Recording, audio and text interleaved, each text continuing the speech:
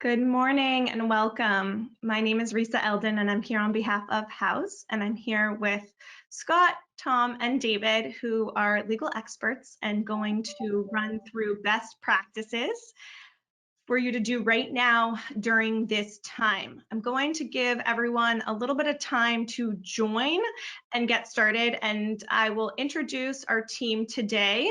And please, just a couple of housekeeping items. Let us know if you have any trouble seeing the slide presentation and hearing us. This will be recorded, so you will be sent a copy of this after the webinar wraps up. All right, so as I mentioned, my name is Risa Eldon and I am the head of industry partnerships here at House. We just launched House Pro, which offers an all-in-one solution that empowers home design and renovation professionals to stand out, win more clients, increase profits, get paid faster, and stay connected with their clients and teams.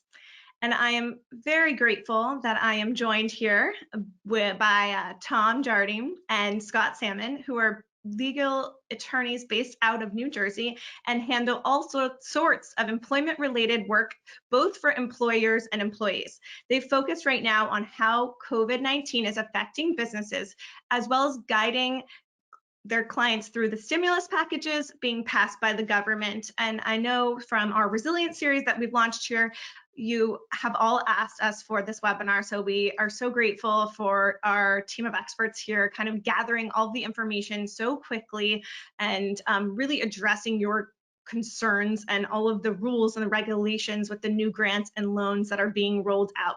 And just a disclaimer, minute by minute, things are changing. So we are trying to give you that information as soon as we are receiving it. And then I also have David Adler here, who we've worked with before. Very exciting to have you back, David. David is based in Chicago and has been helping home design professionals and organizations solve legal problems. David's practice focuses on the areas of contracts and business law, intellectual property law, media, and entertainment. So thank you all so very much for being here with us today. Today we're going to get into all sorts of different topics. Let me go ahead and make sure that everybody here is joined and that we have all of our questions coming in. It looks like we still have some people going live, and I want to make sure everybody can see our screen and hear us. And while let's give our guests 1 or 2 more minutes, Scott, before you go ahead and get started. Sure. Awesome. Okay. It looks like we are good to go. All right, Scott, I will let you take over. If anybody does have questions, there's a question box. You can go ahead and ask your question. I will try to get to every single question. If I cannot, be sure you can email me, email my team, and we'll definitely take time for questions at the end. So go for it, Scott. Okay, thank you so much. So we're excited to be here. We're going to be going over a couple of different topics here. I'm going to be talking about government relief and the programs that have been put in place by the federal government to help out small and medium-sized businesses. Tom will cover the wage and hour, some of the wage and hour issues, as well as healthcare and how that may affect you or your employees. And then David will talk about contracts and what's something that's called force majeure provisions. You may have heard I talked about. It is normally an arcane legal thing, but now it's all the rage and something that's unexpectedly big. So we'll get right into it. There have been a couple different programs that have been instituted by the federal government since the start of this crisis. This is in addition to what individual states have done. Not every state has had a program yet, but a lot. So just like I'm from New Jersey, Connecticut, New York, they've all had their own programs, in addition to what I'm going to describe here for the federal government. So for the first one that was done a while back, probably about a month ago now, was the Coronavirus Preparedness Response Supplemental Appropriations Act of 2020. All that really did was increase some funding, about $50 billion to the Small Business Administration, which has since been supplemented by the CARES Act that we'll discuss. The next thing is the Families First Coronavirus Response Act. Tom is going to cover more of this and how this affects you or your business. But you can see it required free coronavirus testing for everyone in the country, as well as certain mandatory paid leave programs that are now required. And the big one, the most recent one, is what's called the CARES Act. This is the $2 trillion stimulus package.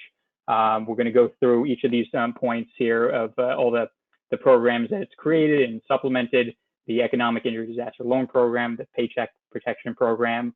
It's created what's been referred to as unemployment on steroids, and then there's some other payroll tax and tax credit programs that have been part of it as well. So let's start with the EIDL, the Economic Injury Disaster Loan Program. This is an old program. It's something that's been on the books for a long time. It's just been supercharged now and customized for coronavirus and all the things that happened because of that. So it's a pretty standard SBA loan, 10-year loans, 3.75% interest, max of $2 million per business. It's really meant to cover the next 6 months of the operating expenses of a business. But what the money can be used for, it can be used for a lot of different things. It can be used for payroll and rent and utilities. It can be used to pay off other existing loans by the business. So it can be used for almost anything related to the business. This is done through the SBA. You can apply online. We have the link on the screen. It's a fairly simple application process. Because there are so many people that have been applying, the wait times are longer than expected, or longer than hoped for. But this is a really good program for businesses. The one really nice thing that has been added to this program because of the CARES Act is what's called the $10,000 advance. It's really up to $10,000. So if your business needs it, needs a cash infusion now, really quickly, let's say you need to pay your rent, or you need to make payroll or something like that, you can apply for this advance up to $10,000. It does not need to be repaid, with one exception. It does not need to be repaid, period. Even if your loan, the loan that you apply for under the EIDL is rejected, even if it's denied, it doesn't matter. You still get your money. You don't have to pay it back, with the one exception of the Paycheck Protection Program that we're going to cover in a minute. But yeah, this is a fairly standard program. It's especially good if you have really high rent. For example, I have a client who they're at a New York City, and they have payroll, but their real expenses, they pay about $47,000 a month in rent. That's a killer, and so that's their biggest concern. And something like the EIDL program, that's really what it really excels at doing, is providing for things like that. So let's go on to the big one that's gotten the most news lately, the Paycheck Protection Program, the PPP. This is a brand new program. It's never existed before. It officially launched this past Friday, and it's going to open to sole proprietors and as well as independent contractors on this coming Friday. It's meant to cover 8 weeks of payroll, about 2 months, plus at least part of your rent and utilities for your business. What do they mean by payroll costs? They mean basically everything that a business could pay towards its employees, except for federal taxes. So no FICA, no the federal unemployment tax, none of that. But it's going to include wages, commissions, any kind of cash tips, any premiums that the business is paying towards its employees. If it has a 401k match program, all that's going to be included. There are a lot of the payroll services like Paychecks, for example, that have calculators that are Premier, and there was another one. They have calculators, and they will tell you exactly what your payroll costs are. They know exactly what goes into it, and they'll just spit out the number. The one exception to that is they probably don't know your healthcare premiums if you're paying that to the business, so that you can get that from your provider if you have one, and add that on top. So like I said, this is meant to cover about 8 weeks of payroll. So the way they calculate the loan amount is that they take your monthly payroll going back over 2019, and they average it out. So you take your total payroll from 2019, you divide it by 12, you come up with your average, and then you multiply that number by 2.5. The reason they have 2.5 is you multiply it by the 2 because that gives you 2 months, or about 8 weeks. And then the 0.5 is meant to give you the rent and utilities and your other expenses and things like that. Now, the great thing about the Paycheck Protection Program is that it's structured to, theoretically as a loan, but if you use the money as they want you to use it, which is for 8 weeks of payroll costs plus your rent and utilities, whatever, as long as you use it for that, the loan is completely forgiven and it just becomes a grant. In other words, it's free money if you use it for what they want you to use it for. Now, when you think of how much of the money gets forgiven, think of it as this way. Let's say 100% of the money that you're given is going to get forgiven if you use it the way they want you to do it. If you don't use the way they want you to do it, then that 100% is going to get reduced pro rata based on how much of the money that you're using on the things that you weren't supposed to use it for. So if you let's say have 10 employees on January 1st of this year, and sometime between February 15th and April 26th, which obviously hasn't happened yet, you let a few of them go or you reduce their salaries.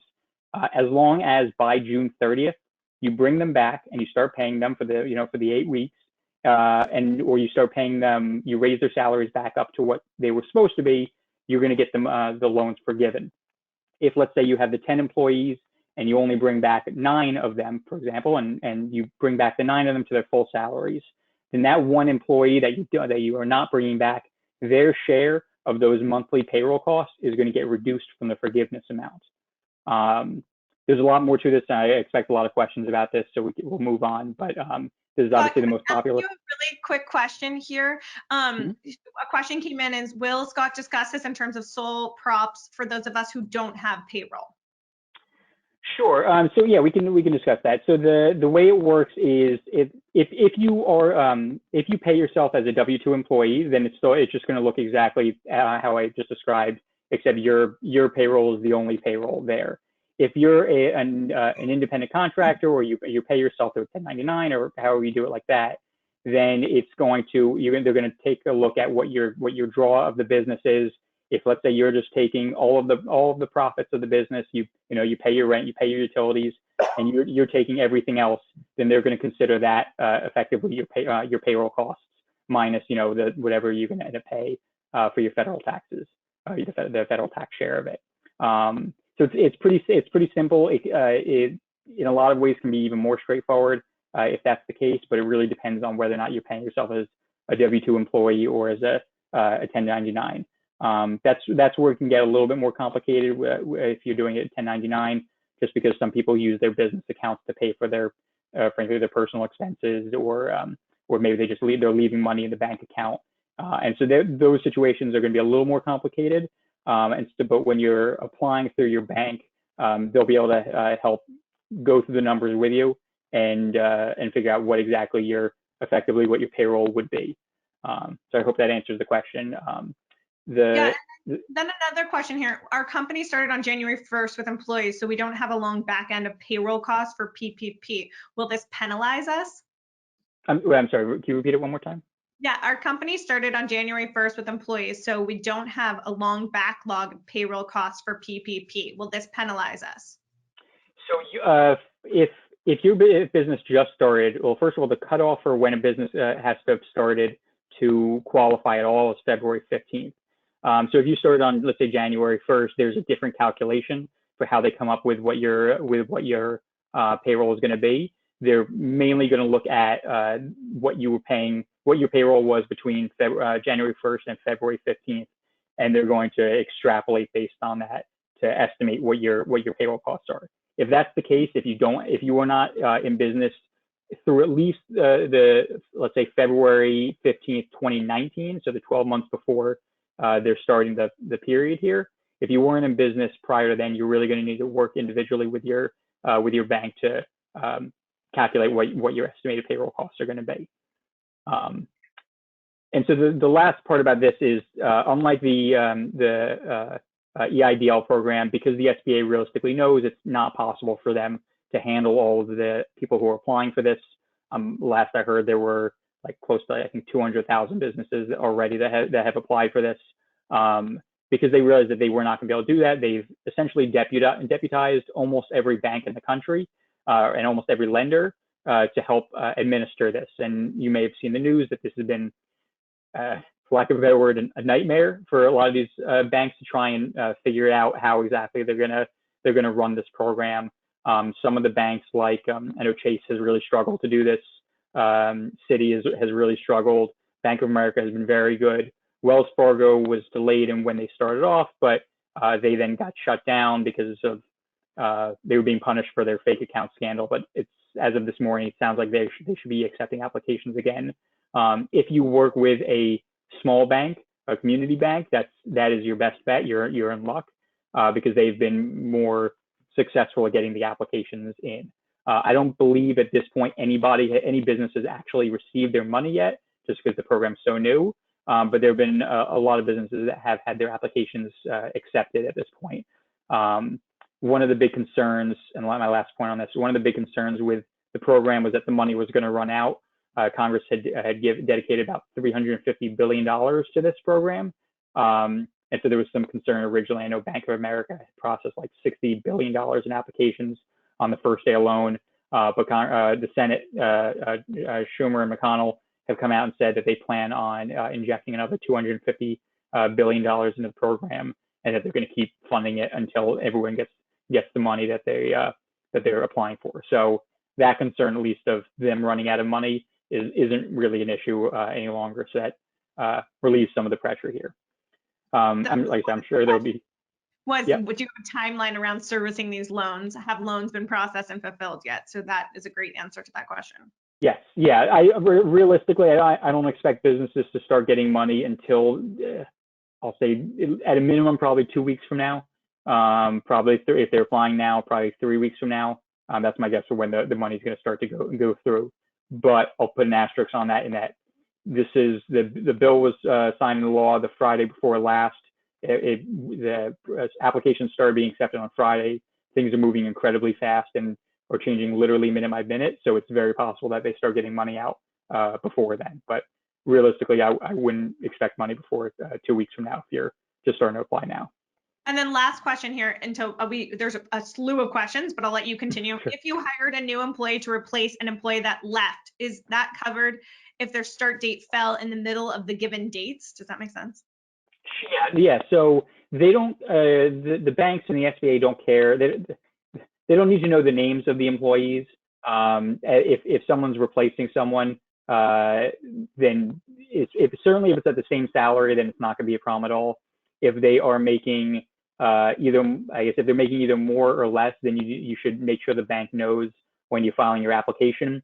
If they're making less, for example, it would make sense to ask for less money, because then if you're not bringing the person up to the salary that the old employee was making, then it's possible you could be on the hook for paying back whatever the difference is. If the new person is making more than the than the former employee, I would check with the bank. They may allow you to ask for the new amount, but they wouldn't be required to do that. So you may just be on the hook for paying that difference out of pocket. And okay. The one other thing that just reminded me of one other point that I should mention about this. When I was given the payroll cost, that's only up to $100,000. If someone's making $150,000 in wages, only the first $100,000 is going to get counted. The last $50,000 won't. And the asterisk on that is if someone's making, let's say, $101,000 and they have another $30,000, I'm making up numbers here, for what their healthcare premiums, for their 401k, all that stuff. Anything other than the compensation over $100,000, that is going to be counted. So that if someone's making over $100,000, the numbers there can get a little more complicated. And if someone has a question about that later, we can go over that more. And a lot of people ask this question, like I think 20 questions came in. As a owner of my S Corp, I am the only current full-time employee. My W-2 does not capture all my income that flows through me. The W-2 is a poor indicator of my total tax liability. Is the PPP set up to capture the full picture of my earnings? No, it's really not set up for it, especially if you are as a W-2 employee. That's really what they're going to be looking at. If you're also paying yourself as an independent contractor, then you could.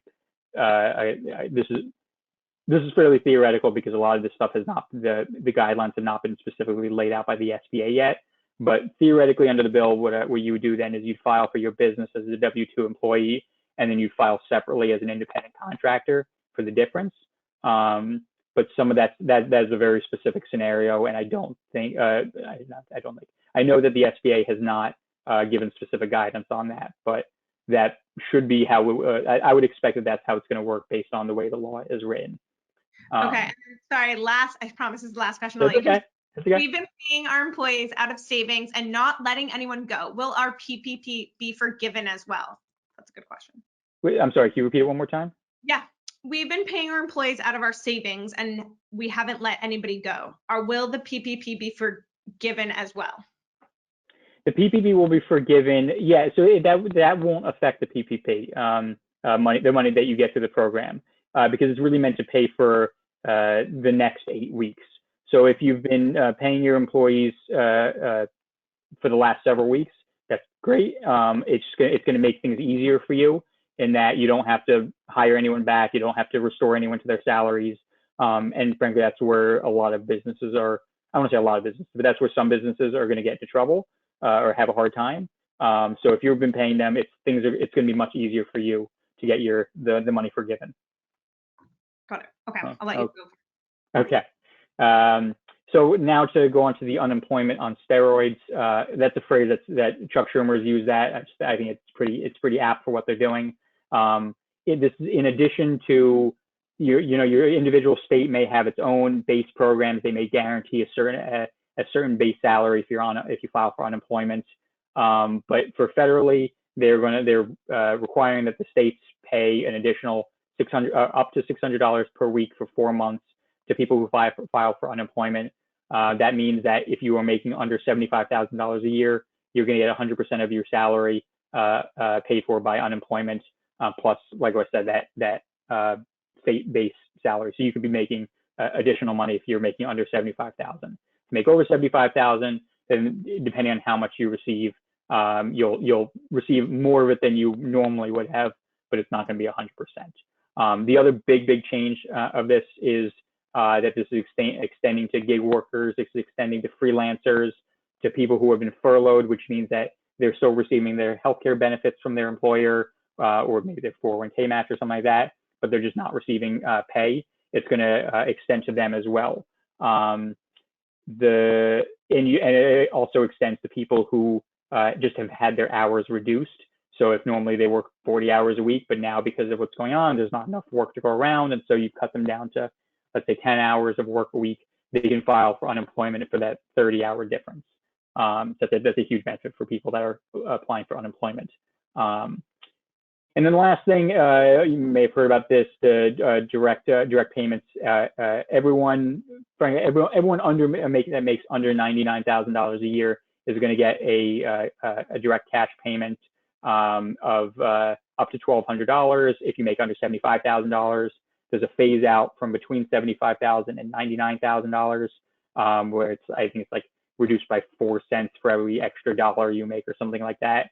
But then by the time you get to $99,000, it caps out and you don't get a check after that. You also get a $500 payment. If you qualify, then you're going to also get a $500 payment per child that you have in your household. The requirement, though, is that you have to have filed your tax return in either 2018 or 2019. That's how they're going to look at how much money you made.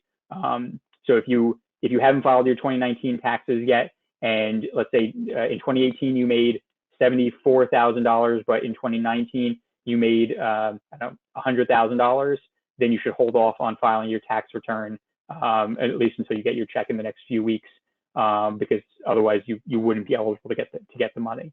And so that's it for that. And yeah, okay. And so the last thing. I have a question. I have somebody that's confused. She's saying, I'm confused. If someone is paying for their staff out of savings and applies for the PPP, I thought it was intended to bring people back, not back pay them. I thought it was bringing them back from stay at home by June 30th, and a future 8-week period would be covered if you don't reduce by 25%. That's correct. That's exactly it. So the only difference that having kept your employees on staff, kept them on the payroll makes, is that it is easier to make sure that they're all hired back and that they're all making the salary they were before, and it makes it easier because nothing's changed. That's really the only difference. That's really the effect it has. If you, let's say, let everyone go sometime in the last month, as long as you bring them back by June 30th, you're going to be fine, and it's not going to be held against you by the fact that you didn't have them on the payroll this whole time. Yeah, so I hope that answers the question. And then Scott, are the 75K and the 99K for individuals or married couples? So it's on an individual basis. So in your household, it's 150,000 and it was 198,000. It's just multiplied by 2 for each household. Okay, got it. Yep. So the last two things are there are 2 tax credits and programs that don't get talked about, that have not been talked about very much in general. These really only apply if you're not applying for money under the PPP. Let's say you have more than 500 people in your business and you don't qualify for it, or for whatever reason you just don't want to go through the paperwork, or you don't have you just truly can't get a bank to help process the application. The first one is to encourage people and businesses to keep their employees on payroll. You're allowed to take a tax credit on half of what you're spending on their wages, up to $10,000 per person. You can take that as a tax credit. It's a fully refundable tax credit, which means that if you, let's say you owe the federal government $10,000 in payroll taxes, and you exceed that with your tax credit, you're going to get a check for the difference from the government. I think they're estimating it's going to take about 3 months or so for businesses to get that check, but it's treated as a refund. The qualifier on that is that you're going to have to show that your gross revenue is going to decline has declined at least 50% compared to the same quarter last year. So I've seen some businesses where the first quarter of 2020, their business maybe declined a little bit, but not significantly. They're not going to be entitled to the tax credit. But with how their business is tracking in the second quarter, the one that we're in now for 2020, they're going to have more than a 50% decrease. They will be entitled to the tax credit. So it's handled on a quarter by quarter basis. This is obviously a lot more complicated from a tax perspective, and you should obviously talk to your accountant or a tax professional, tax lawyer before you try to claim this. But it's a really good program that's out there for if you're not receiving money under the PPP. And along those lines, another program that's in place is that you can defer actually paying your payroll taxes for up to 2 years. Again, if you're not receiving a loan under the PPP, you're just going to pay half of it by December 31st of next year, and then the other half by December 31st of 2022. So again, those are just 2 programs in place. I expect most businesses, especially most people on this call, I expect most of you to be able to apply under the PPP. This is really just if for whatever reason, if you can't or you don't want to, then these are 2 good tax credit programs meant to incentivize businesses to keep employees on payroll. And so with that, I am going to turn it over to Tom, who'll talk us through the wage and hour stuff. Thanks, Scott. Just before I get to my part of the presentation, just a note on the Paycheck Protection Program and the EIDL program. As you can see from what Scott said, and I'm sure you've probably read by now, these are incredibly generous programs, $350 billion plus another bunch of billions to come. So basically the government's paying you to keep people employed. It's paying your employees for you. So why are they doing this? Think of it in another way. If you laid off your employees, if we all did, the already historical unemployment claims would then be astronomical. It could potentially wreak havoc on every state's unemployment system. So this is Congress's way of making sure that doesn't happen. That's why it's such a generous program. And if you haven't applied, particularly for the PPP, you should. Can I ask you, a lot of questions are coming on. Can you apply for the EIDL and the PPP? Or EDIL, sorry. Correct. Yeah, yes, you can. You can. You can apply for both of them. The only asterisk qualifier on that is if you receive an advance under the EIDL, program, then you're going to have to subtract that from the amount of your forgiveness amount from the PPP, and that advance is not going to be forgiven. But that's the only qualifier on that. Otherwise, yes, you can absolutely apply for both.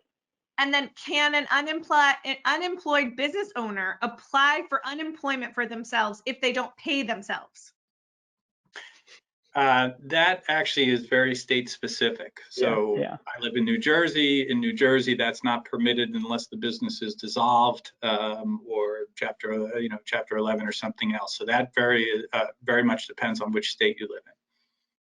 Got it. Okay, go for it. So even before Congress acted to provide the stimulus in the PPP and the EIDL, it first acted to protect workers through something called the Families First Coronavirus Response Act, the FFCRA, another acronym. So this law was signed into law by the president on March 18th. And it took a while, 15 days. It went into effect on April 1st, 2020. So what it does is primarily it's a worker protection program. It provides for paid leave, paid sick leave. It establishes a requirement for free coronavirus testing. It supports states' unemployment benefits programs, and it does other things. It expands food assistance for vulnerable children and families. Has some protections for frontline healthcare workers, and provides disaster assistance state programs for states, among other provisions. So how does this law relate to you? Just before I get there, and a huge disclaimer that I think is on the next slide. Like I said, with respect to the unemployment stuff, many state and local jurisdictions have their own paid sick days and family and medical leave programs, which may be in addition to these new federal requirements. New Jersey, for example, has had a paid sick leave program in place for quite a while. And in general, New Jersey's worker protections go far beyond what federal law requires. And this is the same for any of you who live in California or New York as well. They tend to be very worker-friendly states. So you got to keep in mind that you have to comply with both state and federal law here. And the other thing to keep in mind too is that states and cities as well are working to quickly amend their laws to put new protections in place. So not only do you have to look at the existing federal and state laws, you have to make sure that you're keeping an eye out for new state and even local laws as well. Okay, so we're in this situation where probably productivity is way down in your businesses. Maybe new projects are way down. Delivery dates are probably severely delayed, and maybe even payments are coming in slower than normal. So I guess the natural question becomes, what am I going to do with all my employees? Can I lay them off? And of course, the answer is yes. Of course you can. Now, given the Paycheck Protection Program and the EIDL, perhaps you don't want to, but that's something that you'll have to make your own decision on. But the next question becomes, do I need to pay employees who are not working? Now, first of all, working, this seems obvious, but working includes both working in the office and teleworking from home. So if you're able to work from home, you're still working just because your physical office is closed, either voluntarily or by state mandate. So that seems obvious. So the answer of whether you have to pay people for not working is generally no. You don't have to pay people for not working under current federal law. However, the answer is yes in 6 circumstances under the new law that was put in place by Congress, the FFCRA. And here's those circumstances. 1, the employee is subject to a federal, state, or local quarantine or isolation order related to COVID-19. And I'll get to that, come back to that in a second. 2, the employee has been advised by a healthcare provider to self-quarantine because of COVID-19 symptoms. 3, the employee is experiencing symptoms of COVID-19. They're seeking a medical diagnosis but don't yet have a positive result. 4, they're caring for an individual subject to a quarantine order or self-quarantine. 5, they're caring for children if schools are closed or their caregiver is unavailable because of a public health emergency. And I'll get back to that in a second as well. Or 6 is sort of a catch-all provision that the Secretary of Health and Human Services can determine other conditions, which there hasn't been guidance out on that yet. So regarding the first one, employees who are subject to a federal, state, or local quarantine or isolation order. The fact that your state may have put in place a shelter-in-place order or a stay-at-home order does not mean that you have to pay your employees not to work. Many state and local governments have now mandated that non-essential businesses have to close and people have to stay or work from home. Scott, if you want to go to that slide of the country. I mean, this is from the New York Times, I think 2 days ago.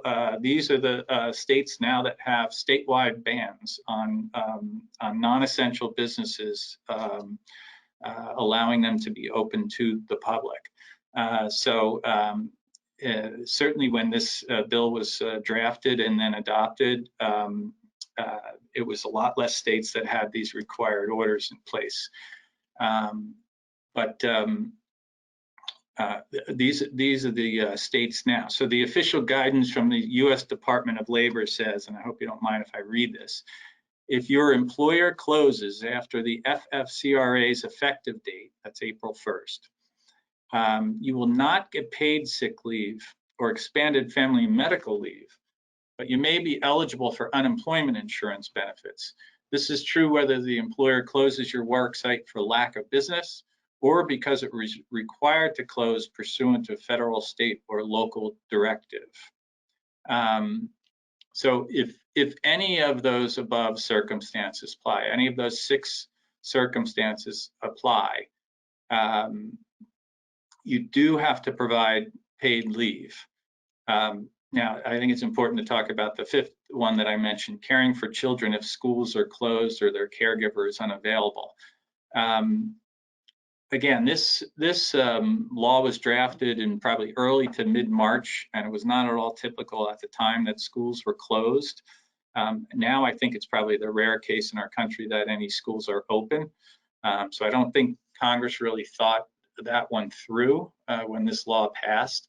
So it is quite possible right now that one of your employees can come to you and say, I'm not going to work. I have to take care of my children who don't have school, but I still want you to pay me under this new federal law. That is possible. Now, having said that, fortunately, anything you pay to the employee who takes leave under this law will be reimbursed to you dollar for dollar in federal tax credits. Okay, so any time you have to pay somebody paid sick leave or paid leave under this law, you will be reimbursed that money by the federal government. Now, who does this law apply to? What employees, in other words? So there are no minimum days or hours of employment that your employees have to work to get the benefit of this paid leave. Just a note on part-time employees, because this can get a little bit complicated. The Department of Labor, Federal Department of Labor, has given guidance with respect to part-time employees, and it's a little bit complicated. But suffice to say is a part-time employee is entitled to leave for his or her average number of hours worked in a 2-week period. So you base that calculation based upon that.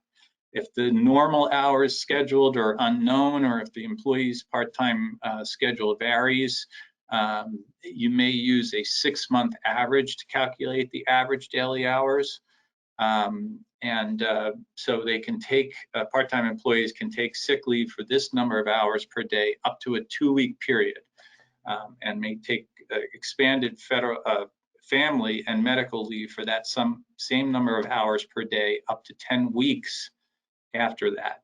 So again, with respect to part-time employees, it's a little bit complicated, but there is no minimum number of hours that somebody needs to work in order to get the protection of this law. Okay, so what are your obligations in terms of paying the employees? And I don't know if Scott, if that's the next slide or not, so if the employee needs leave for qualifying reasons 1, 2, or 3, the ones I said above, which are basically they have the virus or they're quarantined because they potentially may have the virus, you have an obligation to pay them 2 weeks of pay at the regular rate of pay. Okay, if the qualifying reason is 4, 5, and 6, in other words, they're caring for somebody who's sick or suspected to be sick from the virus, or they're caring for children who are home from school, then you have to pay them at 2/3 of the regular rate of pay. All right.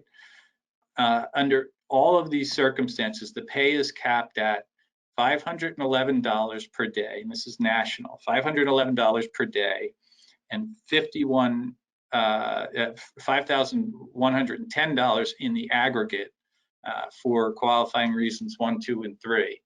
And for the 4, 5, and 6 reasons, it's $200 per day and $2,000 in the aggregate.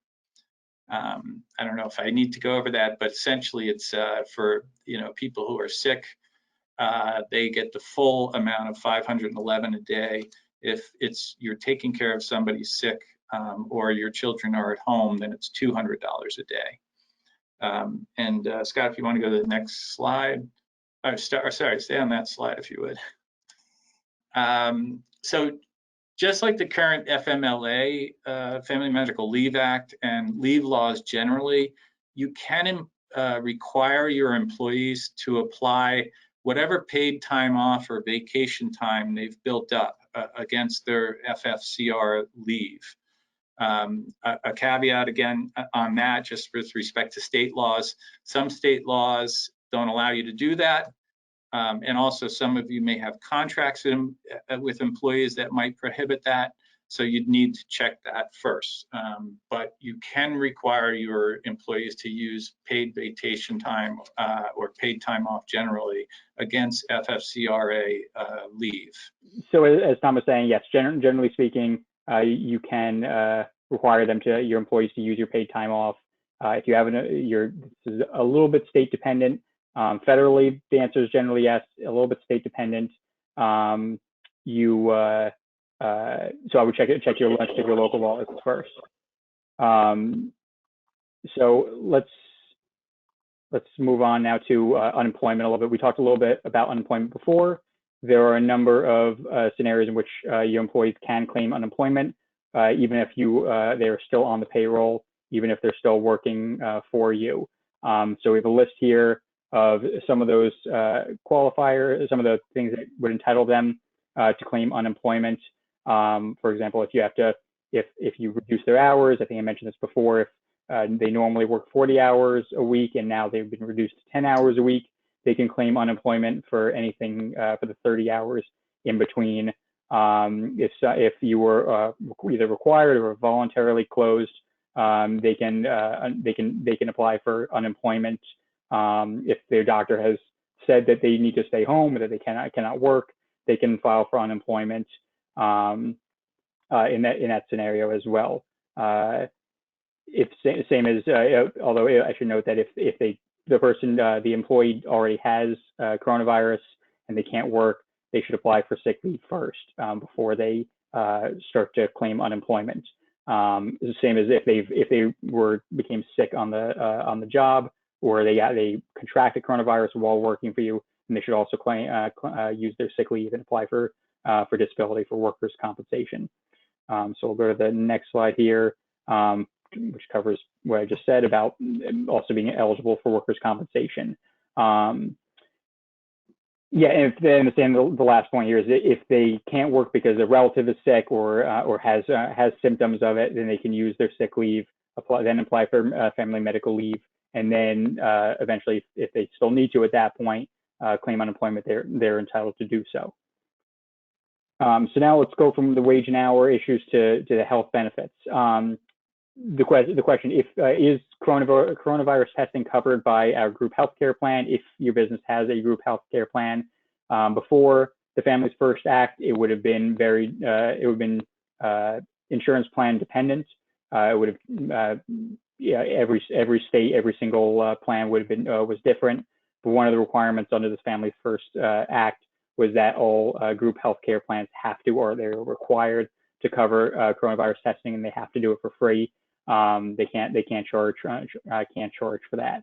That's one of the big questions that we got, that we were getting a lot from businesses, of whether or not they were going to be on the hook, or whether or not there was anything they can do to help their employees. But now, if there's any question from any one of your employees about whether or not they can or should get coronavirus testing because they're not sure if it's going to be covered by the group, by the employer healthcare plan, the answer now is absolutely yes.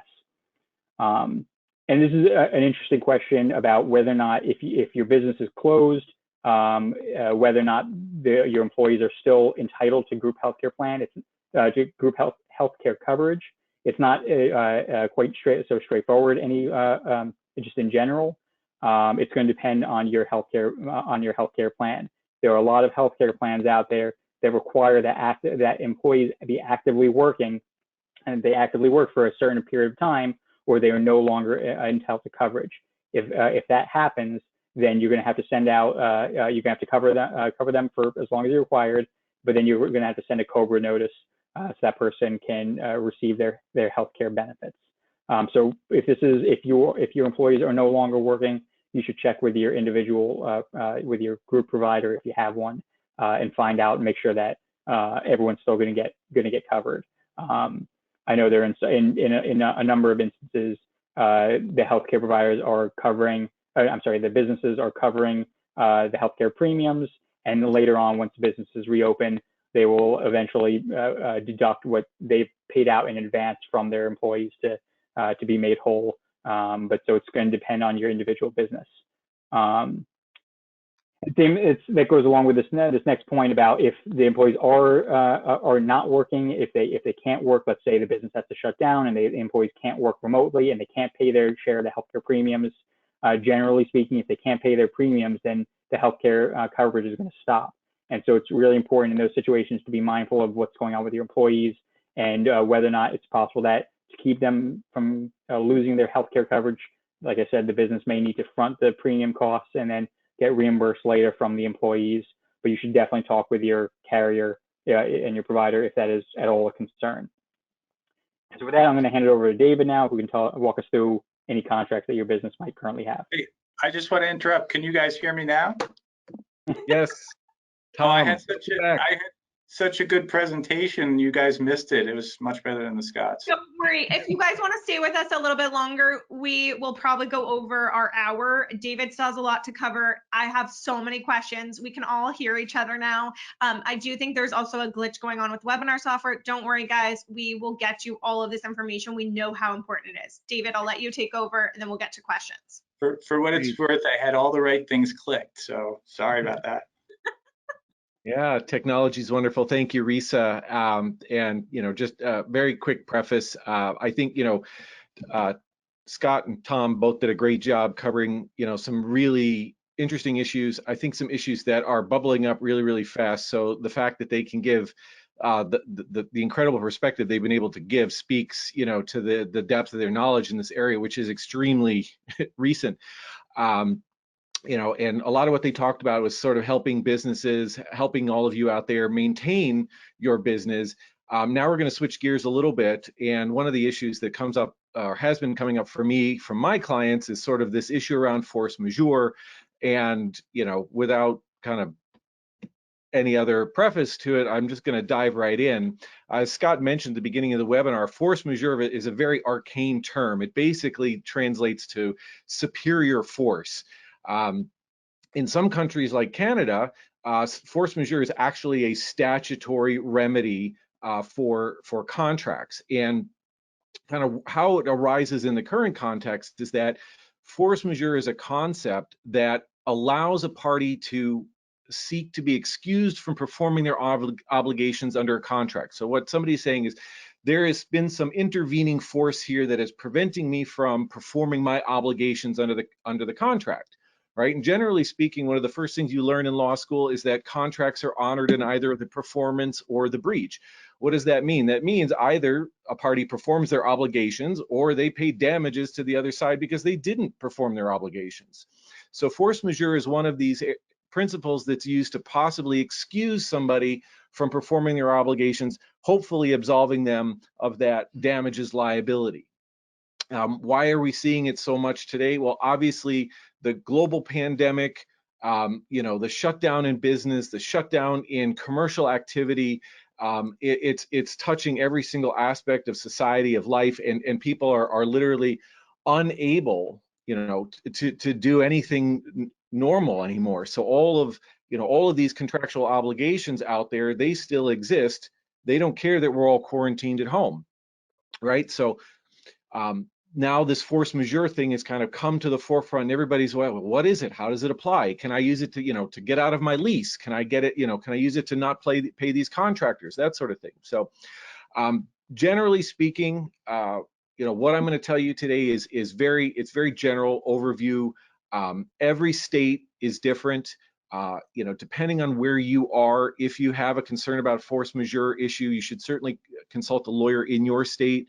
A lawyer who's familiar with this area, but hopefully, what I can present to you today will give you a little bit better education on what it is and, where you can look for some additional resources. So again, back to the beginning, what is force majeure? Force majeure is typically a contractual provision, meaning it exists in the contract, and it excuses performance for situations that are, one, beyond somebody's reasonable control, so something you do not have control over, and an event that makes your performance either impractical or impossible, okay? And although you and I probably have a generalized understanding of what the terms impractical and impossible mean, well, lawyers in courts may interpret those differently. So these are, can be jargon. They can vary in meaning depending on the circumstances. Typically, when you see a force majeure clause, it has a very specific list of events that would excuse performance. And what we see are things like acts of God, war, terrorism, epidemics, acts of governmental authorities, strikes and labor disputes, and certain types of accidents.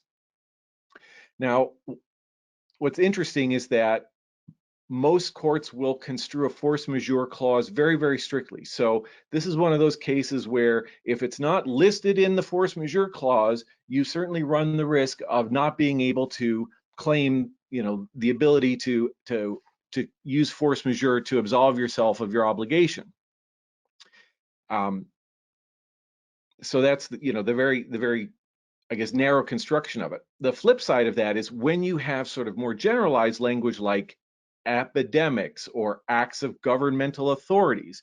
Well, what exactly do those mean, right? Is a state-issued stay-at-home order an act of a governmental authority that is sufficient to excuse you from your contractual obligations? And I can't say that I have a concrete answer for that, but that's the issue that you have to look at with your lawyer. Very importantly, something to understand with force majeure is that economic hardship is not enough to qualify as force majeure. So what does that mean?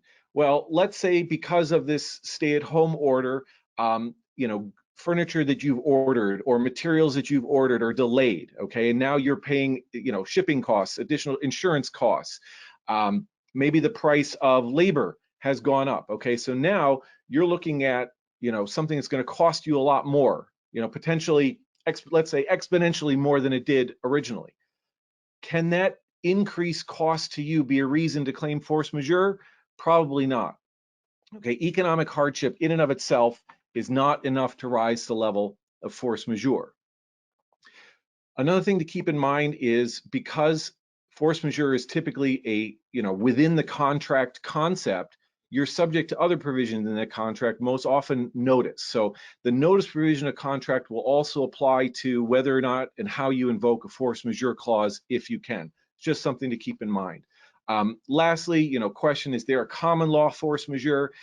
Not maybe in so many words, because force majeure generally comes out of written contracts, but you know, the doctrines of impracticality or impossibility of performance or other sort of equitable excuses would generally fall under the heading of force majeure. Scott, can I have the next slide? So when does contractual performance become impractical or impossible? Okay, and this is not an exclusive list. These are just some sort of general ideas of what might be the type of event that could excuse contractual performance. Well, the unexpected occurrence of an intervening act, you know, could be an act of terrorism. It could be the destruction of property. It could be something that, you know, literally prevents you from performing your obligations. It's something that the non-occurrence of which was presumed, right? We all presume that, you know, there is not going to be a terrible earthquake. There's not going to be a horrible pandemic, right? We all presume that these things are not going to happen. The occurrence of the event made performance impractical. Okay, so this is a causal connection between the event that you're claiming is a force majeure and the actual performance that you're trying to avoid. Okay, you can't avoid, you know, paying your lease because there was an earthquake in California.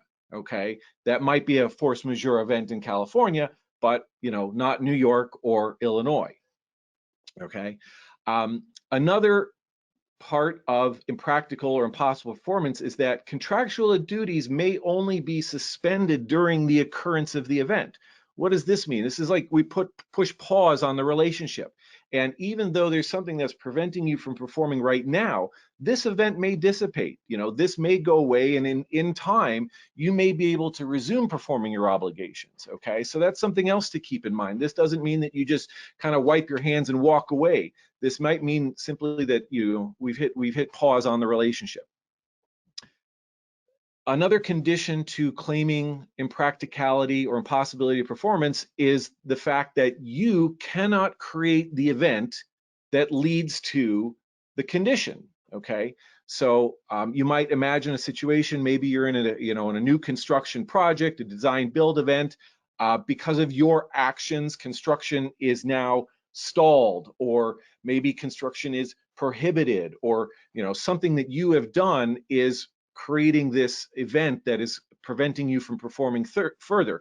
If you're the cause of the condition, then you can't claim the existence of the condition as a reason to get out of the contract. Okay, and then lastly, the condition has to be objectively impossible. Well, what does that mean? That means to the sort of disinterested third party who's looking at this situation, it would be impossible for anybody under any circumstances. It's objectively impossible, right? So it doesn't matter who the parties are or what the conditions are, that anybody would agree that you cannot perform under these conditions, as opposed to maybe a more subjective reason, which is usually what's reflected in the case law, is that a party is claiming that from their position, performance is impossible.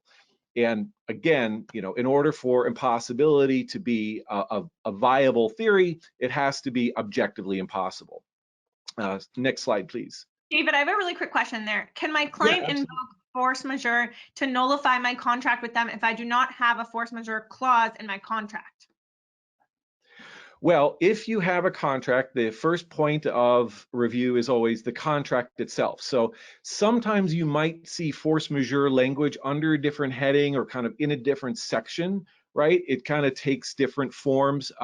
More sophisticated contracts, like contracts for mergers and acquisitions, contracts for large-scale construction projects, those sorts of things, they tend to have very well-defined force majeure clauses. As you get into sort of more generalized services and more simplified agreements, you might have some of this language hanging around, but not as explicit. So again, the first point of review is always, what does the contract say? If the contract doesn't say anything specifically, then I think you look at the totality of the circumstances and you look at sort of your state's law about impossibility of performance or impracticality of performance. What are the requirements around that? Right, and so that's what I was going to kind of show in the next slide. Okay, I'll wait for your next slide and then I'll ask you a couple more questions. Okay, all right. So just, in full disclosure, I'm currently only licensed in Illinois, so I'm not attempting to opine on New York, Florida, California, or Texas law. I've just kind of listed these things because I know a lot of our audience are all across the United States. I have clients in all of these states, and each state is different. Each state, how they interpret force majeure clauses or some of these other, equitable defenses to contract performance, it varies, right? So in New York, for example, New York looks at the force majeure clause very, very narrowly. The specific event has to be listed in that force majeure clause. Thank you, New York lawyers, for making contracts that much more complicated. It's good for us, I guess. Also, in New York law, the specific event has to be unforeseeable. Okay, and then lastly, reasonable diligence is required. So even if you are claiming that a specific event excuses your performance, you still have to show that you were reasonably diligent about trying to perform your obligations, right? You didn't just kind of walk away, turn your back, and forget about it. So you have to show reasonable diligence. Let's contrast that a little bit with sort of Florida. So Florida definitely requires that the event be unforeseeable. I'd say you could probably say that for any state. It has to be an unforeseeable event. In Florida, to claim force majeure, you also have to come forward and claim that this event was outside of your control, right? This was not something that you could have any influence over. Contrast Florida with what they say in California. In California, not only does it have to be outside of your control, and not only do you have to exercise reasonable diligence, but you have to show that you could not have avoided it if you were prudent. So even though you were prudent and even though you were careful, you could not have avoided, this event. So that's, again, it's a little bit different standard. And the reason I sort of contrast all these states is because how you prove the circumstances around, your force majeure defense or your impossibility defense may vary from state to state. In Texas, okay, unlike the other states we've mentioned so far, reasonable diligence is not required, okay? So in the other states, you have to show reasonable diligence. You have to show you're still trying to meet your contractual obligations. In Texas, nah, force majeure, I don't even have to try, okay? So that's kind of a big difference. Lastly, we get to Illinois, my state, and in Illinois, we have what's known as the implied duty of good faith and fair dealing. And this implied duty is implied in every contract entered into in the state of Illinois. And what this basically means in the concept of force majeure is that you have a duty to use reasonable diligence to mitigate the effects of the force majeure event. So again, kind of getting back to this idea of you have to still try and perform your obligations, right? So it might be, you might ultimately be excused from performing your obligations under the contract, but that doesn't mean you don't still have to try. Okay, so again, every state is a little bit different. What's required in your contract might be different than others. What's required in your specific state might be different. I guarantee you that just about every law firm is going to have an in-house expert on force majeure after this month. Can I get to the next slide, please? Okay, so lastly, what do you do if somebody claims force majeure, right? Okay, so this is back to Risa, this is back to the question earlier. What do you do? Well, first of all, does your contract have a force majeure clause? Okay, that's step number one. Number two, could it cover COVID-19? Remember, we looked at some things that are specifically enumerated. Acts of God, right? Action by a governmental authority, pandemics or epidemics. Does your contract have broad enough language to kind of encompass what's currently going on as a force majeure type event? And then lastly, is there a direct causal link between the event and the non-performance? Okay, so I've had situations where, clients have asked me about but encouraging employees to come into work, right? Let's say it's a situation where there's a stay-at-home order, but the landlord has not locked down the building. So technically the building's still open, right? An employee chooses to stay home and not to come into the office.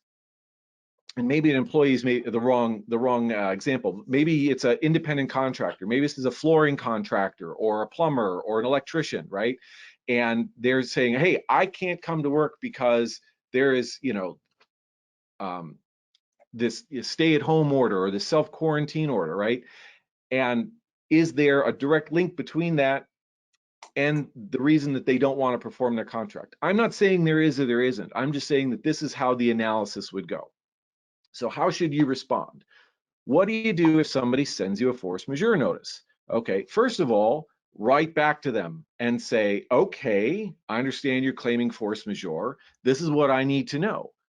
Provide evidence of the force majeure event and how it is affecting your inability to perform. Give me an explanation of why your performance is now impossible or excused or legally or physically impossible. 3, provide me evidence of mitigation. What are you doing to make sure that you are avoiding the consequences of this event? And then lastly, require regular updates. What are you doing about this? Are you staying on top of everything to make sure that when things resume, you're ready to pick up where you left off? So these are some things you can do. I'm not saying that that it necessarily will excuse performance under a contract, or it won't. But these are some things that you can look at. I think this situation is causing everybody to really re-examine their contracts, re-examine the language that's in their contracts. I know that a lot of my clients approach me from time to time after they've experienced a situation in their business and say, David, this is what happened. Does my contract protect me from this? How can I make it better?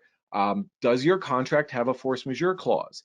If you're working with third-party vendors, or builders or professionals, right? Do your contracts with these service providers have force majeure clauses? Are they broad enough for you? Will they give you the protection that you need? If you don't have them, does it make sense to now include them? Okay. Putting aside force majeure, another thing to think about in this context is insurance coverage. Does your company have the insurance coverage it needs? Do these types of events trigger business interruption insurance, right? So there's a lot of things kind of going around here with contracts. I know many of my clients have questions about this issue of force majeure, about being able to suspend their performance relative to people they have obligations to, as well as trying to resolve the issues when people are coming to them and saying, hey, I can't perform because of COVID-19. So, taking my lawyer hat off for a second and putting on my business owner hat, I think these situations create opportunities for conversations with clients. I suggest taking the business approach and trying to resolve them and mitigating them as much as possible. There will always be certain cases that sort of need to escalate to litigation due to whatever reason. But, I think with everything going on, people are looking for, opportunities to kind of meet in the middle. And, with all the stimulus and everything coming up and really sort of the focus being on let's keep business going and let's kind of just come through this thing and get out the other side. I think use these maybe as an opportunity to just look at these relationships with an eye toward resolution as opposed to opposition. Great. David, question for you. David, please define acts of God as applied to COVID-19 and our SMB situation. Yeah, I wish I could, right? That's precisely the issue. And I've seen a number of pundits write about it. Is COVID-19 an act of God? And I would say you kind of have to look to case law. You have to look to the circumstances. Can I look you in the face and say, yeah, I can totally make the argument that COVID-19 is an act of God that excuses my performance, right? But ultimately, I think that question, the jury's still out on that. Unless you have sort of case law that you can point to in your jurisdiction where courts have said, yes, this type of pandemic or this type of epidemic is considered an act of God. Okay. And then another question here. I am in the mall and the mall is closed by state requirement. Do I still have to pay my rent under force majeure? My lease says I do not have to operate, but still have to pay rent, which does not seem fair. Yeah, again, look at your contract, look at the specific language of the contract, talk to a lawyer in your jurisdiction who, has seen this issue. Believe me, I've got clients on both sides of it. I've got clients that are landlords and clients that are tenants. And I also have a number of sort of mall kiosk owner clients who are asking me that same question. So, you know, I think it really depends on the facts and circumstances of your situation. Okay, and then one more question here. If a condo association holds up all current work being done, even though our state allows for essential work of construction, do we have recourse as our work has been prevented from moving forward? Yeah, I mean, again, it's a situation I don't know without sort of all the facts, right? What's the authority of the homeowners association? What is the specific, you know, state-wide guidance? What do your particular contracts say with, you know, the condo owner, your vendors, that sort of thing? So, I mean, I can't.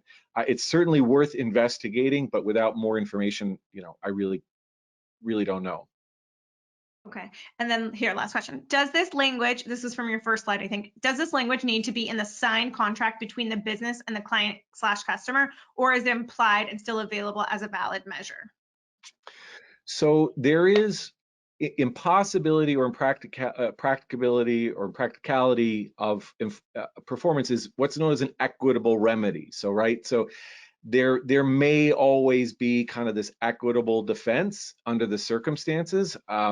That's not much to rely on, okay? I think if you're really concerned about addressing this particular risk, then absolutely the language needs to be in your contract, and it needs to be written in a way that makes sense for your business, right? So believe me, I have seen the, you know, the half-page laundry list of events that could occur that are considered force majeure type events. Does your contract need something like that? I don't know. You know, is a 2 or 3 sentence disclaimer going to be sufficient? I don't know, but it's definitely something that you should be taking a look at. Okay, and then everyone, I know that we're past our time by a lot of time, and I extended this to 10:45. I'm hoping it doesn't kick us out. We're gonna keep going, and I know that this information is going to be recorded. I will check with our awesome panelists to see if we can get you a copy of this deck presentation, and then I have a whole long list of questions, and I'm sorry, I have taken myself off mute if you hear me typing, but I have a lot of questions, and maybe we will get to be able to have a separate Q&A and get some of these questions answered for you if we don't answer them all today. David, before you go on, and I know that this is a really interesting and maybe controversial question, but in your eyes, what really is essential construction? What does that mean? What is essential construction?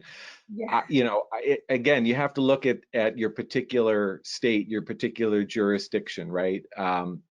For example, in Illinois, okay, there is the, you know, the statewide stay-at-home order, except for, you know, certain types of essential businesses. I happen to have looked at that in the context of healthcare providers, and although many doctors' offices, dental offices, surgery centers have all closed, if you look at the definition of essential services or essential healthcare services in Illinois, you could argue that, you know, maybe these facilities or these businesses could remain open, okay? So again, it's up to interpretation. I'm, you know, I'm not really in a position to answer those kind of questions with any definition, unfortunately. I mean, I'd love to be able to, believe me. But I think every situation is unique. Everything's very facts and circumstances dependent, and, you know, and jurisdiction dependent. But can you guys hear me? Yeah. Yes. Okay, just on the, you know, on the homeowner association or the condo association, if the board of the condo association does not want, you know, somebody on their property to perform construction, I mean, it's no different than a homeowner saying the same thing. So if the condo association says we don't want construction happening at our place right now, then they have the right to do that, even if it's an essential service, right? Good point. And then is it reasonable to ask a landlord to not pay rent and just extend your lease for the months you don't pay at the end of your lease? Sounds reasonable. I think any kind of negotiation is reasonable, right? You can always pick up the phone, reach out to the other side and say, hey, listen, what can we do? I don't, you know, landlords don't want tenants to default. Tenants don't want to default. They don't want to move out of the space. It's a, you know, it's a crazy time right now, and it never hurts to just pick up the phone and see what kind of deal you can get, right? Okay, and then this is for Tom. I know that we missed some of your information, but it's okay. Somebody did still say you had great information. What about the exemption for businesses with fewer than 50 employees? Are the details available regarding this and how to apply for exemption? Right. So you didn't hear any of my spiel on that? Let's just cover that one because that was a question from earlier that I didn't get to. No, yeah, I mean, I'm talking on a specific issue. Whether you heard any of what I said on that. No, There is an option on that, believe it or not, for companies with 50 or less employees. The only is if Okay, Tom's Wi-Fi is not good. I can't hear you. You're cutting in and out. So you're having a Wi-Fi issue. So we're going to skip that question. I'm going to get to this question right now. Okay. As a sole proprietor, what do you think is the best path for financial relief given the many programs available? I think we covered a lot of that, but whoever wants to take the lead on that. The best one, well, it depends on what, I would say it depends on what exactly your biggest expenses are. If you are able, if like the example I used before about, say in one instance where the rent was $47,000 a month, that was their biggest expense. So for that business, I would say the economic injury disaster loan program is the best way to do it. There are other businesses where they have, let's say, they already have existing business loans. There are 8% interest loans. Then I would also say for that one, let's say the payroll is not their biggest concern. The economic injury disaster loan program is good because they can use the money at a lower interest rate to pay off their existing loans. I would start for pretty much everyone with the Paycheck protection loan though, because at a minimum, again, assuming you do with the money what they're asking you to do with it for, which is you're using it for payroll, which I imagine even a solo can use. As long as you're using it for that, it's literally free money. So there are very, very few scenarios in which you should not apply, at least for the Paycheck protection money. But there are a lot of situations where you would also want the loans under the EIDL program. Okay, and we might have covered this earlier, Scott, but does it affect my PPP application if my employees file for unemployment? I do not know for how long we'll be able to keep paying before we receive the PPP money. No, doesn't affect it whatsoever, as long as they are brought back before the June 30th deadline, which realistically you will get the money before then, and so you'll start as long as you receive the money, if going forward from that point you start paying them with the money that the government's giving you, then it's not going to be a problem. The only scenario which that would be an issue is if they're still on unemployment on July 1st and they're still on unemployment, then you're going to have a problem. The only problem I'll say regards to that, you're still going to get your money. It's just going to affect how much gets forgiven, and so you would in that scenario you'd have to pay back some of that money to the government. But that's the only issue. You'll still get the money to begin with. Okay, and if an employee is allowed to work but actively chooses not to come in due to fear or desire to follow the city's shelter-in-place order, do they qualify for any form of unemployment? Yeah. Probably not. That's their own personal decision to do. Again, it's state specific, but probably wouldn't qualify. Okay. Having said that, I would not recommend terminating somebody who had a fear of coming to work because of the virus, because you'd probably be buying yourself a lawsuit. Probably not a very good lawsuit, but you'd still be buying yourself a lawsuit. Yep. And then as a one-man crew, independent contractor, LLC, no employees, am I eligible for PPP? We did cover this, but just want to recap. Does low credit score affect the application? So yes, you are absolutely still eligible. You won't be able to apply until Friday, until 10th. That's when the applications are open for solos and for independent contractors. They don't look at your credit score. That's not a consideration at all. It is a consideration if you're applying under the economic injury disaster loan program. But for the PPP, they're not allowed to look at your credit score, and they won't. Okay. And should I open up a separate banking account for any received funds? That's a great question. Also, we are doing something with the financial team in 2 weeks, so that question might apply. But let's hear your answer. I would say it doesn't. It won't make a difference. It won't make a difference in terms of whether or not you receive money there, and it's possible you can have some issues with your bank of them only wanting to put the money into an account that's existed before February 15th, but that would be dependent on your bank. If it makes it easier for you from an accounting perspective, then I would say go for it. But there's no requirement, and it's not legally it won't make any difference. But if it makes keeping track of the funds easier, then sure. A designer friend of mine was declined by their bank for the PPP loan. Do you think most interior designers will be approved for PPP?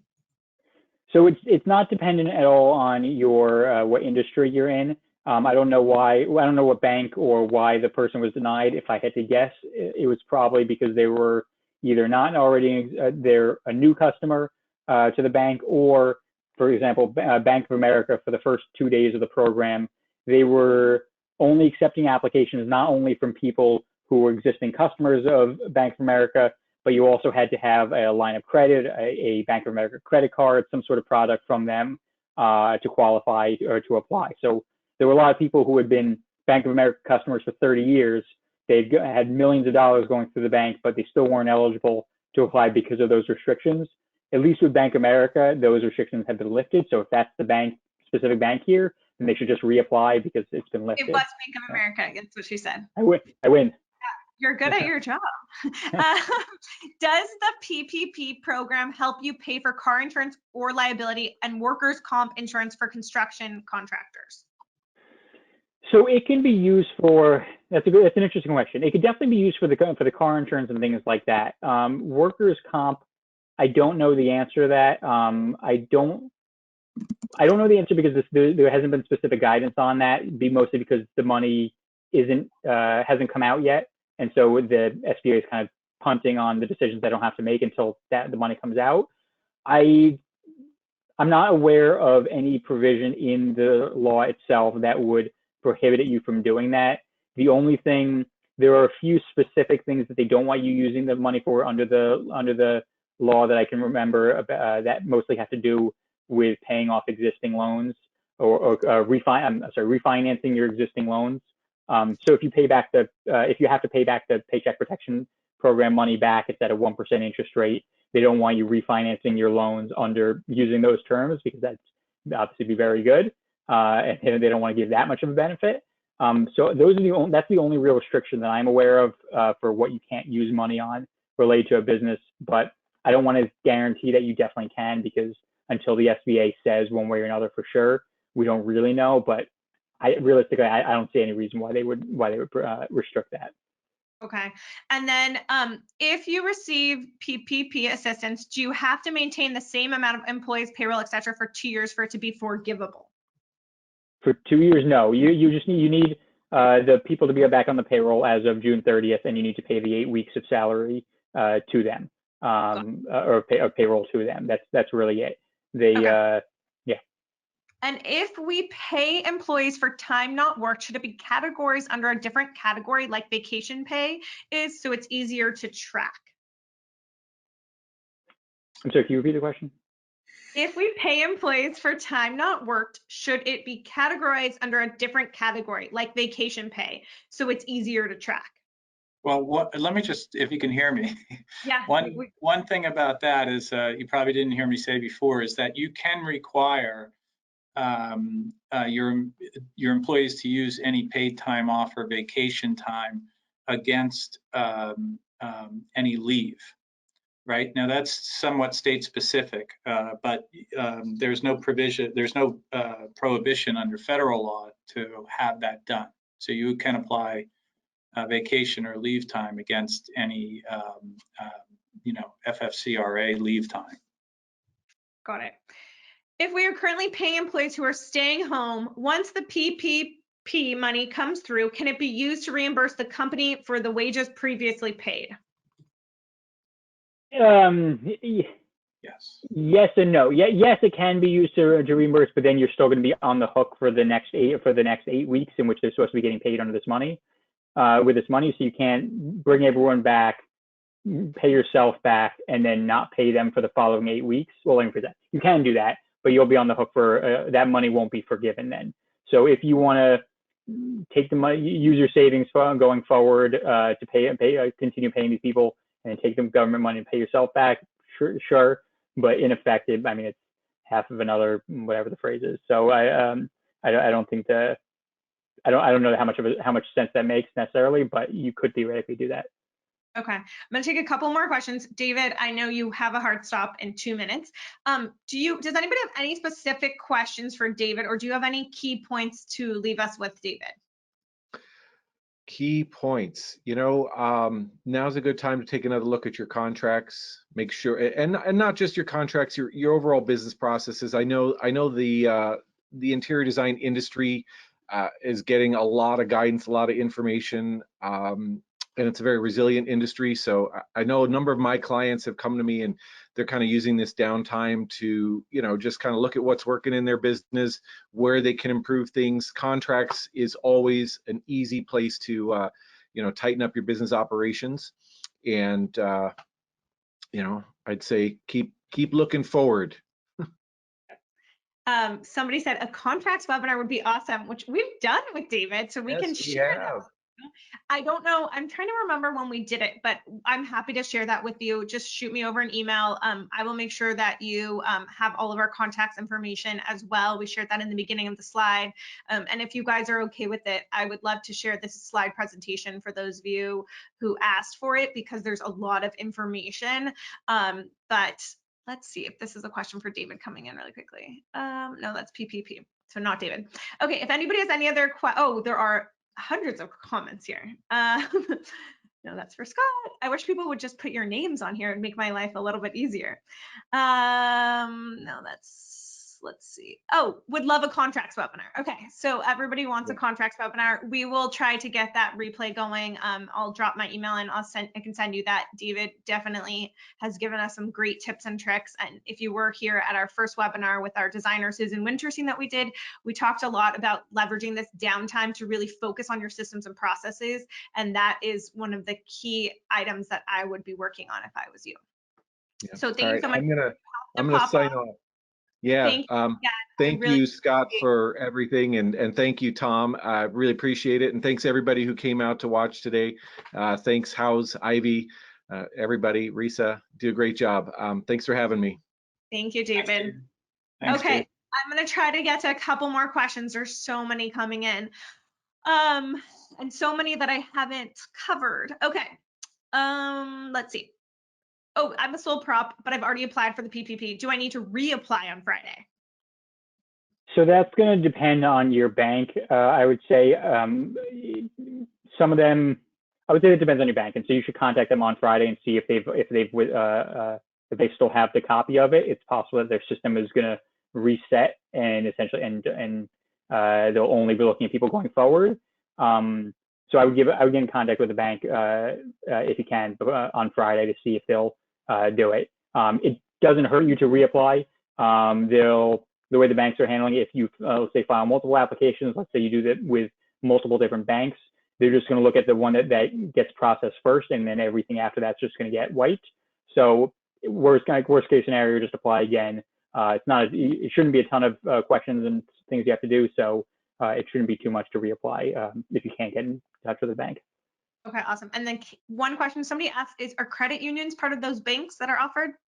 Mm-hmm. Yeah, it's basically anyone that's been approved by the Federal Reserve, the FDIC. They're allowing almost anybody to run this. That doesn't mean every single bank or credit union is actually participating in the program. There are some that are, for one reason or another, refusing to. Not many, but some. So you should reach out to them and find out. Okay, and then can I use an EIDL to pay off an existing SBA that's at a higher rate? Yes, that's somewhat of a tricky question. You can do that, although existing SBA loans, my understanding is that they are going to be frozen for another 6 months, I want to say. So I believe you can, although keep in mind you don't necessarily have the obligation to keep paying it off immediately. Got it. And then I have employees and 1099 contractors. Can the PPP go towards paying the 1099 workers? No, I'll say, well, let me rephrase that. As long as you're paying off the employees first and paying them for their work, if you want to use the extra amount that goes towards that you could use towards rent and utilities, if you want to use that to pay off your independent contractors, then sure, there's no reason you couldn't do that. But those independent contractors, they can also file for themselves. and so they can get paid off that way as well. So you may end up double paying them. So I would check with them first before you do that. They should file by themselves for themselves, and you should tell them that too. Okay. And if an employee was laid off in March and the PPP comes through, but we still aren't busy enough to need all the employees, can we bring her back by June 30th and still have the loan forgivable? As long as they're brought back by June 30th and you're paying them for the 8 weeks following that, then yes. Okay. For Scott, as a construction business owner, we are looking at delayed materials as our cabinet manufacturer's closing will affect us in 8 weeks. Thus, our inability to work will be delayed. Will we still qualify for the PPP for employees not able to work in 6 to 8 weeks for 8 weeks? Thank you. That was confusing. Yeah, it doesn't matter if you guys are actually back at work when you get the money, you start to pay the people. Everyone could still be sitting at home, and as long as they're getting paid with the PPP money, then you're fine. They don't necessarily need to like physically be back at work and on the job. Think of it as another form of unemployment. Yeah, exactly. And then my employer is refusing to let me work from home, even though I've done it before. Can they refuse me staying home? Interesting question from somebody that's on the other end. Right. Yes, the answer to that is generally yes. They can say you can't work from home. Now, most states have you're closed to the public, so you can't have customers and that sort of thing come into the office. But if you're a non-essential business and you want to remain open, consistent with any executive orders by governors in your state, you can do that. I don't know why you would. Yeah, and I will say just to add into what Tom was saying, if they are refusing to pay you as well, like you want to go into the business, but they won't let you in and they're not paying you, then you should be entitled to unemployment as well. Sure. And in my design business, I did not receive a paycheck. She's the owner of the company, but I take periodic draws, which are recorded via a K-1 schedule at the end of the year. Are there programs for which I can apply? You can apply for the PPP program using that, and they'll look at your K-1 and they'll look at the money that you took out, and they'll consider it as effectively payroll. Got it. Okay. And I'm sorry, and you can also apply for the EIDL. You can apply for any program, but you just want to clarify, you can still apply for the PPP program. Okay. Paid family leave. If a parent is home because a child is out of school, should they apply for FML or unemployment? I don't know what FML is. FMLA leave. Okay. Yeah, again, it depends on the state that you're in, but under, what's that? He's in California. Okay, I don't know specific California law, but under this FFCRA, they're going to be paid a percentage of their paycheck, at least for a couple weeks. And if California has a paid leave law, certainly the FMLA, which is a federal law, is not a paid leave law. But if California has a state leave law that's paid, which is likely, I believe, then they're entitled to that pay under that law. Okay. Okay. And then if your company has a positive cash flow, can you still apply for the PPP? Yes. They don't care if you have lost any business or not. They don't look at that at all. Got it. The only thing that would affect, I should say, is if you don't want to apply for the PPP, if you want to take one of those tax credits, then you may have to show losses. But under the PPP, no, they don't care. Okay. And should employees accrue vacation time while they're being paid to be off? Well, again, you can require, as an employer, you can require paid time off to be used before any paid leave under the FFCRA. If you want to, you're entitled to do that. Most employers want that to happen before they'll utilize the paid, statutory paid time off. Okay. And is self-employed health insurance premium allowed in the PPP calculation? I'm sorry, I missed the question. Say it one more time. Is self-employed health insurance premium allowed in the PPP calculation? Yes. The part that's yes, I'll say yeah. Okay. Pretty much the only thing that doesn't get included in there is our federal taxes, so FICA and the federal unemployment tax, and that's pretty much it. Okay. And as the owner of an S Corp, can I apply for UI as long as I technically pay myself again by June 30th and for the 8 weeks after? Unfortunately, that's again a very state-specific thing. New Jersey says, New Jersey says if you are an owner and you can't get paid unemployment unless your business dissolves. Other states are different. Okay. We have. I'm just so you know, I'm just going to interrupt. Like I put the slide up where that has our contact info since I skipped it at the very beginning. So if you, I know we're not going to get to all the questions. I'm sure if you guys have additional ones, you guys are welcome to send them over to us. Yeah. I have one last question here. We have low rent but high payroll. Can we only have 75% of the PPP forgiveness based on payroll? I'm not sure I understand. Can you only have 75% of the, as long as you're paying back the payroll? That's well. So everything is calculated for the PPP based on the payroll. So no matter what, you should have enough to. Your payroll could be $1 million a day, and well, I don't want to say that because there is an upper cap, but you can have extremely high payroll, and the way the amount is calculated is based specifically on that payroll. So it's going to cover unless your payroll is more than $10 million for every 8 weeks, for every 2 months, then it's going to cover every single penny of it. So you can use whatever you want of it, or you can use all of it on your payroll if you want. Okay. I will wrap there. There's a bunch of questions that I didn't get to, but I tried to get to as many as possible. Thank you so much, everyone, for showing up. Scott and Tom, do you have any key takeaways if you're going to extract a little bit of data and share with us on action steps of what our builders, contractors, designers, even employees, of what people can do right now and what's the most important thing to do right now? I would say that the most important thing you can do is apply for the Paycheck Protection Program. Worst case scenario is that you get denied. Apply for unemployment if it is all possible that applies to you or your employees. Again, the worst case scenario for that is that you get paid and you weren't supposed to get paid, so you get an interest-free loan from the government. But realistically, they would just deny you first before that would happen. So there are a lot of ways to get free money from the government. This is the time to take it. Contact you can contact us with questions about the PPP program, but you should get in touch with the bank as soon as possible and get started on the paperwork. Yeah, and I'm a business owner too. We've had these discussions, but if it's a choice between laying somebody off or keeping them employed and getting the government to reimburse you for their salary, I would choose the latter one. I know it sounds crazy to pay people to do nothing, perhaps, but this is really a stimulus program that is unlike any other. They're paying you to have people stay on the payroll. Yep.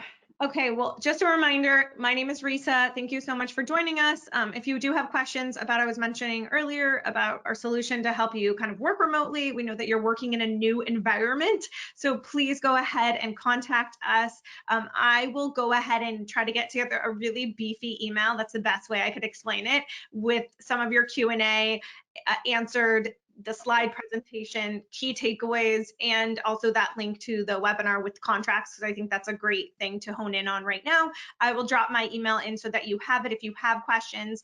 And Tom and Scott have an awesome you didn't even include the website. They have an awesome website Right, yeah. that links to a lot of their your questions kind of answered. So I will make sure that you have that information as well.